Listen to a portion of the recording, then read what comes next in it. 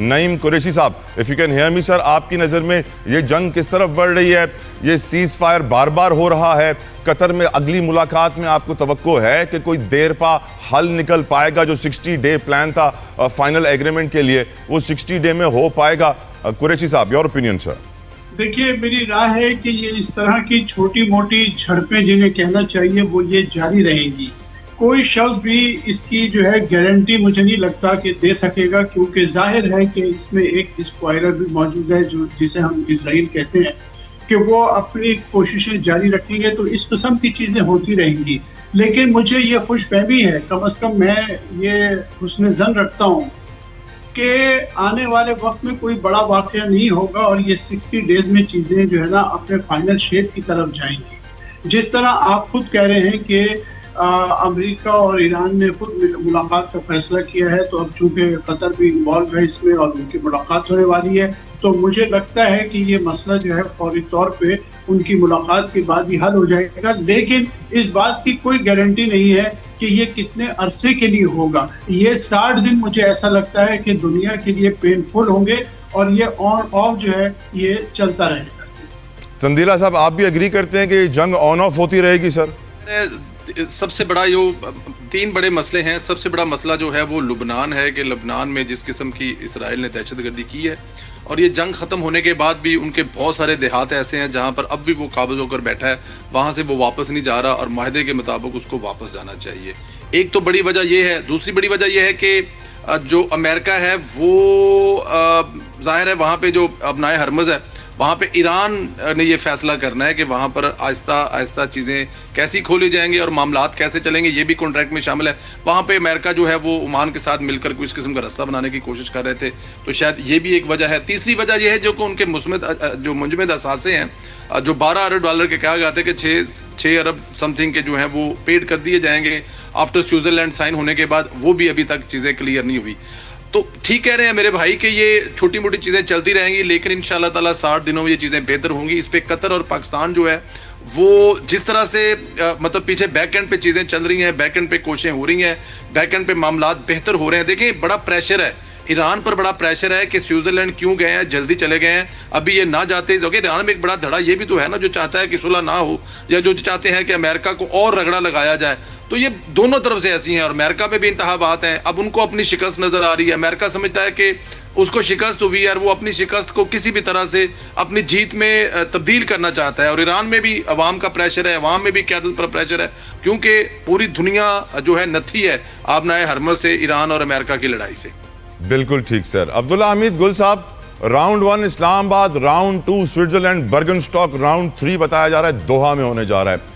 आपकी नज़र में ये जो जंग ऑन ऑफ हो रही है, सिलसिला ऐसे ही चलता रहेगा या फिर राउंड 3 में कोई बड़ी पेशरफ्त होगी? अब्दुल्ला भाई, ये है कि जो चीजें चल रही हैं ना, उससे तो बड़ा वजाहत है। आपके साथ पहले भी बात हुई थी, मैंने आपको कहा था कि ये इतनी आसानी से मामलात को हैंडल नहीं करते, पर अभी मुसीबतें डालेंगे और डालनी चाहिए, क्योंकि वो उनका काम करना है। अब जो राउंड 3 है उसके अंदर असल बात यह है, पहले भी आपको पता है कि मामला खराब हो गए थे बर्किनसॉक के अंदर। उस टाइम पे यही कहा गया था, फिर कतरी वजीर आजम अंदर गए और मेरे ख्याल में उनको नजराना वगैरह का मामला ठीक करवा लिए गए थे। तो अब वो यही है कि जो मरहलावार उनके पैसे अदा करने हैं। ईरान तो कहता है कि हमारे पैसे अदा करो, जो कि हमारा हक बनता है, जो तुम लोगों ने बैंकों में रखे हुए हैं, अमेरिका ने दबा के रखे हुए हैं, कॉम्पनसेशन दोगे वो तो अलग बात है ना, वो $300 बिलियन की। बाकी चीजें जो हमारे ओरिजिनल पैसे हैं वो तो हमें अदा करो। लेकिन ये मुज़ाकरात खत्म नहीं होते नजर आ रहे। उसकी वजह यह है कि अगर ये खत्म हो गए तो फिर ऑल आउट वॉर होगी, जो ना अमेरिका बर्दाश्त कर सकता है, ना ईरान, और ना ही वुस्ता के ममालिक पर उनको ये बात तरीके से मालूम है। सऊदी अरब समेत तमाम ममालिक ने ये फैसला किया है GCC के कि अगर हमने ईरान के ऊपर दबाव डाल के देख लिया, सैंक्शन लगा के देख ली, उनके खिलाफ अड्डे अमेरिका को दे के देख लिया, लेकिन मामला नहीं बन रहा है, इसलिए अब मुज़ाकरात की टेबल ही के ऊपर हल निकाला जाएगा। अब्दुल्ला भाई, आपसे एक और अवामी सवाल पूछना चाहता हूं जो इस खबर से जुड़ा हुआ है, क्योंकि इस जंग के बाद ही पेट्रोल की कीमत बढ़ी है, अब तेल की कीमत कम हुई। लोग एक्सपेक्ट कर रहे थे इस वीकेंड पे फ्राइडे को तेल की कीमत कम होगी। हुकूमत आकर कहती है कि हम PDL की कीमत बढ़ा रहे हैं, पेट्रोल की कीमत कम नहीं कर रहे हैं। ये जो हुकूमत ने लाहेमल इख्तियार किया है, क्योंकि लोग एक्सपेक्ट कर रहे थे कि जंग से पहले जो 255 रुपए का लीटर था वापस वही रेट आएगा, लेकिन लग नहीं रहा है कि अब हुकूमत उस रेट को वापस आने देगी, पीडीएल के जरिए अपने टैक्स टारगेट पूरे कर लेगी। अब्दुल्ला भाई, योर ओपिनियन फर्स्ट। देखिए जी, हुकूमत ने तो कभी कोई चीज बढ़ाई हुई वापस नहीं आई आज तक, तो ये तो इन्होंने कर दिया अवामी दबाव के ऊपर। हुकूमत ने वादा क्या किया था, लेट मी रिमाइंड यू, 28 फरवरी कहा था कि जी पेट्रोल की कीमतें इसलिए बढ़ रही हैं क्योंकि अभी हालात खराब हैं, जैसे ही हालात ठीक हो जाएंगे, मामला तय हो जाएंगे, जंगबंदी हो जाएगी, पेट्रोल की कीमतें वापस आ जाएंगी। लेकिन इन्होंने, ये जालिम लोग हैं, इन्होंने ये किया है कि अवाम के अंदर वो बेचारे मजबूर होके अपनी चलो रोटी छोड़ देते हैं, वो कहते हैं पेट्रोल तो डालें ताकि हम अपने कारोबार पे जा सकें, अपनी नौकरी पे जा सके, मजबूर मरता क्या ना करता। लेकिन वो हुकूमत ये समझ रही है कि अवाम के पास पैसा है जनाब, क्योंकि 8,500 रुपया जो है जो कमाने वाला वो आदमी तो गरीब ही नहीं है। अल्लाह के शुक्र है हुकूमत ने ये हमें बता के इतना एजुकेट किया है और बताया है कि जनाब जो आदमी अपना दस्तखत कर सकता है और नाम लिख सकता है उर्दू में, वो एजुकेटेड है। बिल्कुल ठीक सर, बिल्कुल ठीक। परवेज भाई आपकी तरफ आना चाहूंगा। बिल्कुल ठीक अब्दुल्ला भाई। परवेज भाई आपकी बारी। बात यह है कि अब्दुल्ला भाई तो बादशाह बंदे हैं, डॉलरों में माशाल्लाह खेलते रहे हैं, इन्होंने बचपन में डॉलर देखे हुए हैं, इनको क्या पता हो कि सारी चीजें, बट ठीक है, तजिया करना है, माशाल्लाह करें, क्या फर्क पड़ता है। 200 रुपए पेट्रोल डीजल की कीमत कम हुई है, हुकूमत ने की है। वो कह रहे हैं कि क्या प्रॉमिस किया, कौन सा सस्ता किया है। 160 रुपए पेट्रोल जो है वो सस्ता हुआ है। अगर इस हफ्ते सस्ता नहीं हुआ, अगले हफ्ते मामलात बेहतर होते हैं, चीजें सस्ती होती हैं, तो इंशाल्लाह ताला सस्ता होगा। क्यों नहीं सस्ता होगा? कुछ 200 रुपए की बात की है आपने किसी एक भी पैनलिस्ट ने कि 200 रुपए डीजल सस्ता किया है? अगर बढ़ाया था तो 160 रुपए पेट्रोल सस्ता किया है, मिट्टी का तेल सस्ता किया है, आने वाले वीक में फिर सस्ता होगा। ये मुल्क आपके पैसों से चलना है। इस मुल्क को चलाने के लिए आप चाहते हैं कि IMF से पैसे लेते रहें, इस मुल्क को चलाते रहें, आप ना टैक्स दें। कोई बड़ा बिजनेसमैन, कितने लोग टैक्स दे रहे हैं? 26 करोड़ अवाम में चंद लाख लोग टैक्स दे रहे हैं।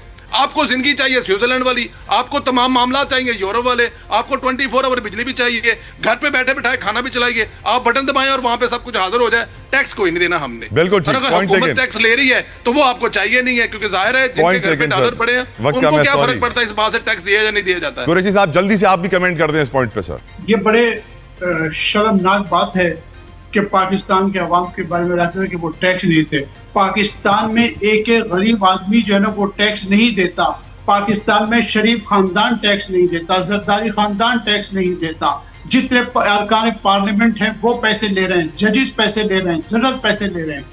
हर अमीर आदमी तबका उम्र जो है पैसे कमा रहा है इस मुल्क में और पाकिस्तान के गरीब आवाम का खून नहीं छोड़ रहा है। पाकिस्तान में गरीब माचिस खरीदता है तो टैक्स देता है, मोमबत्ती खरीदता है तो टैक्स देता है, डबल रोटी खरीदता है तो टैक्स देता है। आप और कितना टैक्स लेना चाहते हैं? इजी लोड डलवाते हैं तो उसमें से पैसे कट जाते हैं।